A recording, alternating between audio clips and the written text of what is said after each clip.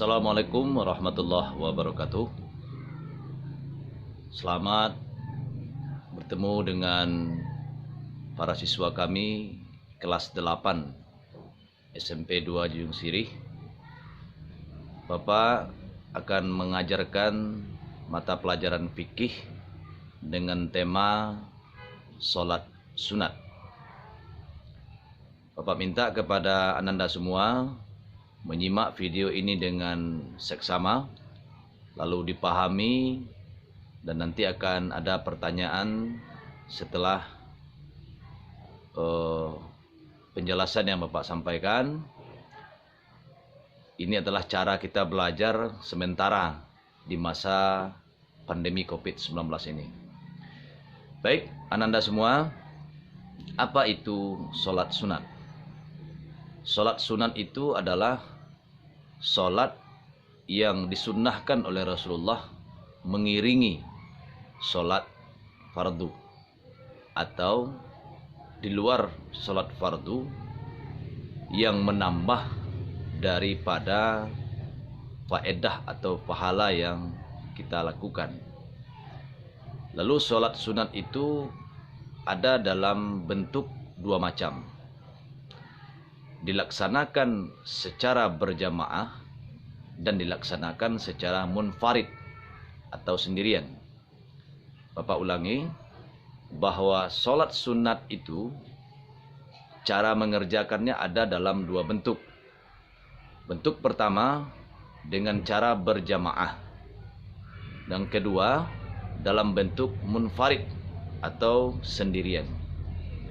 Apa contohnya sholat sunat yang dilakukan dengan berjamaah, yaitu sholat Idul Fitri, sholat sunat Idul Fitri, dan sholat sunat Idul Adha. Lalu apa itu sholat sunat munfarid, sholat sunat yang kita lakukan sendirian, yaitu sholat sunat rawatib. Ini tidak boleh berjamaah, yang kita lakukan sebelum atau sesudah sholat fardu. Jadi sholat sunat munfarid, sholat sunat yang dilakukan sendirian itu adalah sholat sunat rawatib. Lalu ada sunat istikharah, sholat meminta petunjuk, ya, meminta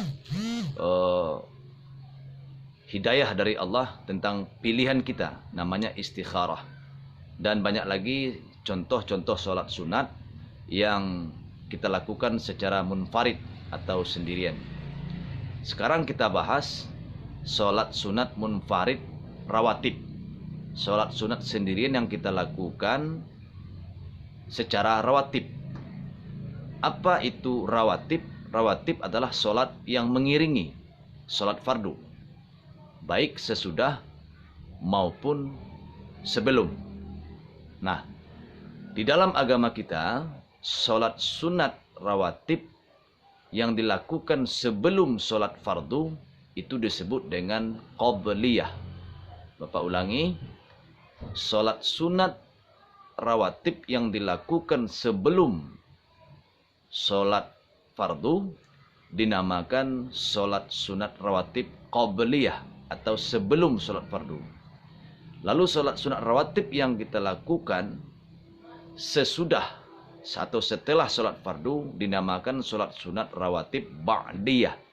Bapak ulangi, sholat sunat rawatib ba'diyah. Lalu bagaimana tentang jumlah rakaatnya dan apa yang dilarang maupun yang dibolehkan? Dimulai dari sholat subuh dulu. Sholat sunat rawatib pada subuh hari hanya dibolehkan sebelum atau qobliyahnya saja. Sementara sesudah sholat subuh tidak ada lagi sholat sunat. Jadi yang ada hanya qobliyah rawatib, sholat sunat sebelum subuh. Kita lakukan 2 rakaat. Lalu zuhur itu dibolehkan sholat sunat rawatib sebelum dan sesudah ba'diyah atau qobliyah. Boleh kita lakukan 2 rakaat sebelum zuhur, 2 rakaat sesudah zuhur, atau 4 rakaat sebelum zuhur, atau 4 rakaat sesudah zuhur. Lalu pada waktu asar rawatib yang boleh kita lakukan hanya sebelum sholat asar, qabliyah asar. Sesudah asar tidak ada lagi sholat sunat.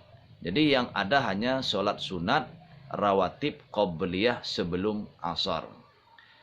Lalu maghrib itu yang paling syarih hadisnya adalah bahwa sholat sunat rawatib dilakukan ba'diyah atau setelah sholat sunat. Sholat fardu maghrib 3 rakaat, setelah itu disambung dengan sholat sunat rawatib ba'diyah setelah sholat fardu sebanyak 2 rakaat. Lalu ada sebahagian saudara-saudara kita yang melakukan sholat sunat sebelum maghrib. Itu dibolehkan, tetapi yang paling syarih, yang paling masyhur hadis-hadis yang kita temukan adalah bahwa sholat sunat rawatib itu sesudah sholat maghrib sebanyak 2 rakaat.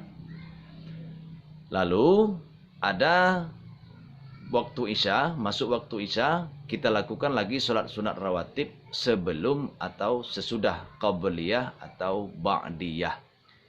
2 rakaat atau 4 rakaat sebelum isya atau sesudah isya. Baik, itulah yang bisa kita jelaskan pada kesempatan kali ini pada pelajaran fikih di kelas 8 ini tentang pengertian sholat sunat, dan akan banyak lagi kita jelaskan nanti jenis-jenis sholat sunat dan bagaimana cara melakukannya. Sekarang yang baru kita sampaikan adalah apa itu sholat sunat, dan kita bahas tentang sholat sunat rawatib. Terima kasih atas perhatiannya. Assalamualaikum warahmatullahi wabarakatuh.